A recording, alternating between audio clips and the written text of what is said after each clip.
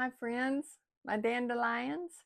Dandelions that are tenacious and can thrive through hardships and thrive where you're planted. I want to do another installment on my Infidelity series. And I'm probably all over the place because things come back to me. I want to talk about when you're rebuilding and the cheater, especially if it's a male, if the male has cheated and betrayed, there's a lot of work that has to be done individually. And if you're willing to do that work on yourself, whether the marriage stays together or not, that's the first step in reclaiming your manhood. And when I say manhood, I'm not talking about in your pants. You got to get that out of your mind. I'm talking about being a respectable man in this world with integrity and dignity, the calm nurturer, provider. That's a journey you have to go on regardless of your wife and whether you've ruined the marriage or it stays together or whatever. Because there's a reason that you are seeking this shallow affirmation outside of the marriage. Now, I'm not there's two different camps here. I'm not talking about a marriage that truly is a mismatch. You need out. I get it. Some people just aren't good partners. I get that. Maybe you're married to someone who's just not a good partner. Don't be another bad partner by cheating with somebody. Deal with the marriage first. Either fix it or end it. There's no harm in that. Then you seek somebody else. But I'm talking about the person who doesn't have a bad marriage. The wife is just fine. It's something in you that caused this. So let's talk to those people for a moment, because there is redemption. You can come back from this. You will torture marriage, I'm going to tell you that, but you can come back if both parties are willing to do the work. And I've said that all along, but let's consider for a moment, what if the cheater is emotionally bankrupt? In other words, there's something missing where they look for validation outside of themselves to prove their worth in the world. And I'm not a psychologist. I'm not a marriage therapist. I'm just little old me who's lived through this and did a lot of work on my own. And together we did a lot of work on our own, and we did a lot of work together.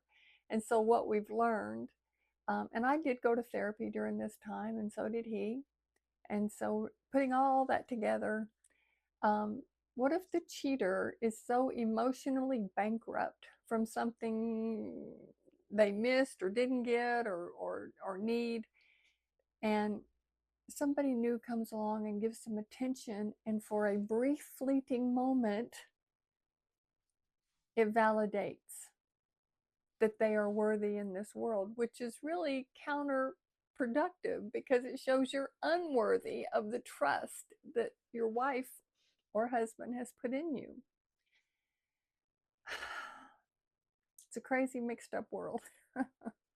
I want to talk about my personal situation. Of the many names I called my husband after I discovered the betrayal, and I already told you, I called him everything but a child of God. But two things I called him are what actually stuck. So when somebody cheats, the world wants to say, once a cheater, always a cheater. He's no good. He's a cat. He's scum. Um, Name calling. You can't really wrap it all up into a package like that. Sometimes there's more to it. But two of the things I told him are the things that got his attention. I said, you are selfish and immature. And that totally shocked him. He's got the biggest heart on the planet. And I truly mean that. He is a generous, kind spirit. How could he be selfish and immature? He was an adult in his 30s at the time. I told you it was a long time ago.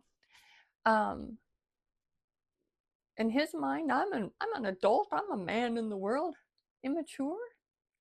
But he sat with it for a few days and he started doing some introspection and realizing maybe I am selfish and immature. And so it was like a light bulb came on inside of him, and he began this quest, self-improvement, finding out, what does it mean to be a man? Where am I falling short? Now, this quest, just like his affair, had nothing to do with me. This is all about him and what needed to be fixed inside of him. The affair, the fling, whatever, is just a temporary salve on the wound. It does not heal the wound. So I offered my husband a poem. Being an English teacher, I go to literature. And this poem is by Rudyard Kipling, who also wrote Jungle Book.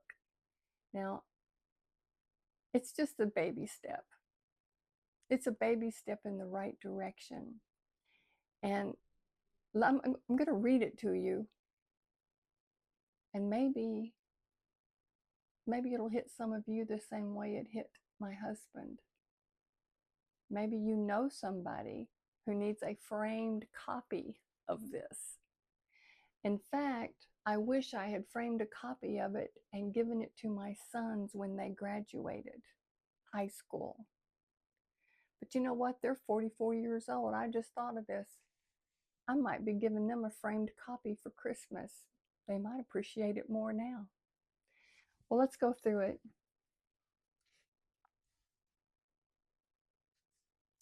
It says, if you can keep your head when all about you are losing theirs and blaming it on you, if you can trust yourself when all men doubt you, but make allowance for their doubting too, if you can wait and not be tired by waiting or being lied about, don't deal in lies, or being hated, don't give way to hating, and yet don't look too good or talk too wise.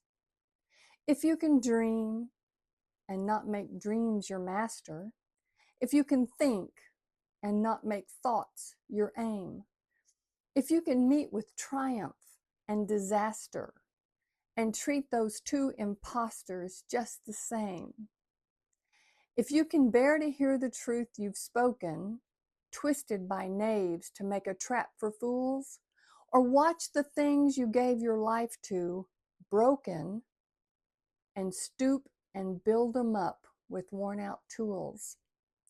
If you can make one heap of all your winnings and risk it on one turn of pitch and toss and lose and start again at your beginnings and never breathe a word about your loss.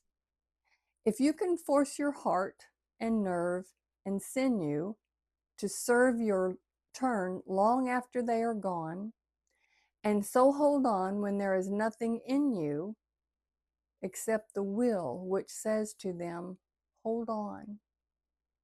If you can talk with crowds and keep your virtue, or walk with kings, nor lose the common touch, if neither foes nor loving friends can hurt you, if all men count with you, but none too much, if you can fill the unforgiving minute with 60 seconds worth of distance run, yours is the earth and everything that's in it, and which is more, you'll be a man, my son.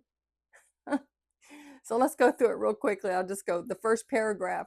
If you can keep your head all about you while everybody else is losing theirs and blaming you, you've got that calm, steady confidence, right? If you can wait and not be tired by waiting, you don't need that instant self-gratification. It's that calm, it's that duck on the water. If people hate you, but you don't give in to the hating, you rise above it. You don't look too good or talk too wise. Don't put yourself above everybody. If you can dream, but don't make dreams your master, stay rooted, right? If you can meet triumph and disaster and treat those just the same, you will have days that you win, you will have days that you lose. The maturity knows it's all temporary. If you can bear to hear the truth that you've spoken, that people have twisted, and watch things you gave your life to broken, and you're able to stoop and build them up with worn out tools, which is what you'd have to do with your marriage. Your wife will have to do that. You watch what you built broken. If you're willing to roll up your sleeves and start again.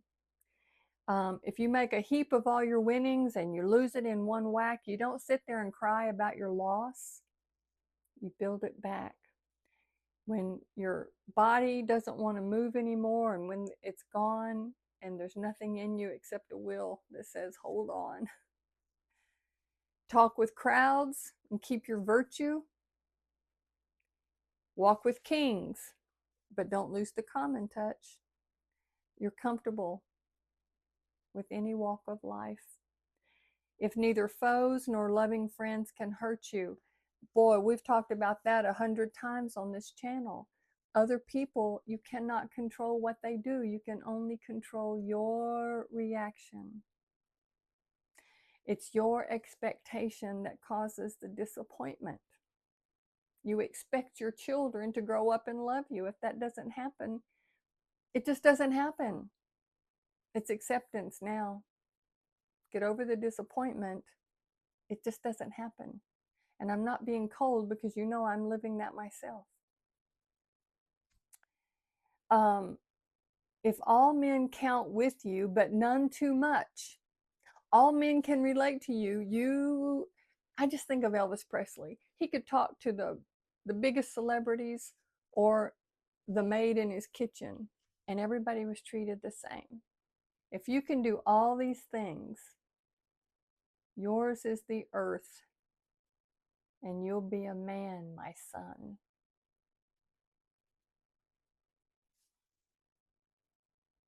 Now, who in your life deserves a copy of this poem? I'll see you the next time.